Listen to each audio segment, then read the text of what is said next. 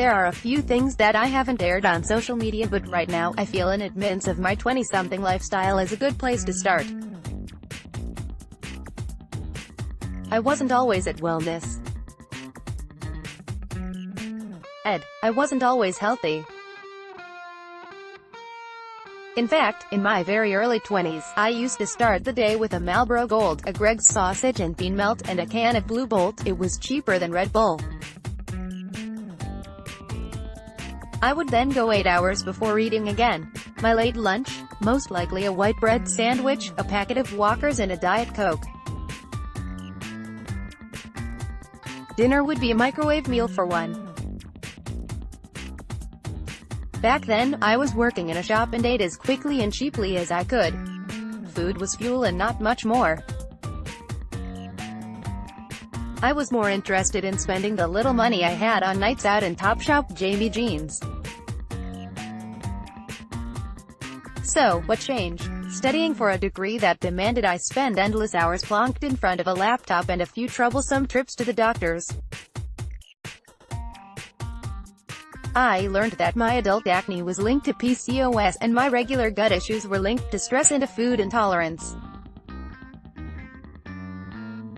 Suddenly, I became aware that I could no longer put anything I liked in my body and hope for the best. Years later, I backed this up with a DEXA body scan which highlighted that although I was healthy on the outside, I was actually carrying a high amount of visceral fat on the inside. I was a size 8 with dimply thighs and essentially the running burping definition of skinny fat.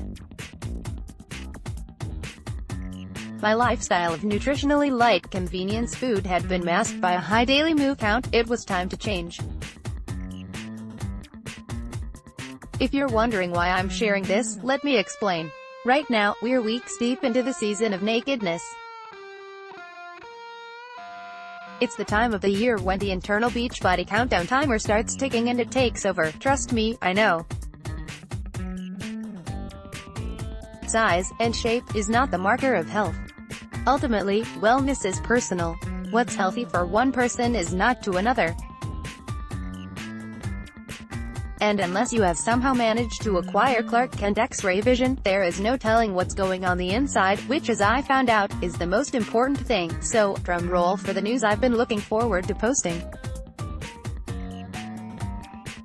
Later this month, WH is bringing back our yearly And Shape My Shape campaign, the moment that we ask you to celebrate your shape. This is not about numbers, but about you appreciating the skin that you're in. And I say appreciate because I believe that, like it's okay to not feel okay all the time, it's also okay to not love 100% of you. But what I do ask is, let's stop the self-hate and find a little piece of ourselves that we're proud of. Over the month we'll be celebrating an army of women who together are helping to recalibrate what's considered the norm. We'll also be hearing from top experts on the words we should drop from our vocab to boost our self-esteem, along with how 5 women found a better relationship with food and the workouts that can boost your mental health. And I'd love for you to be involved too. From Tuesday, you'll be able to pick up the July issue, which contains this year's And Shape My Shape cards. We'd love for you to share these on social media with your message about what your body can do, not what it looks like. Last year we reached 48 million women around the world. This summer we're on a mission to reach more. I'm in. Are you? Amy Hopkinson, digital editor. Let's chat at Wellness Ed.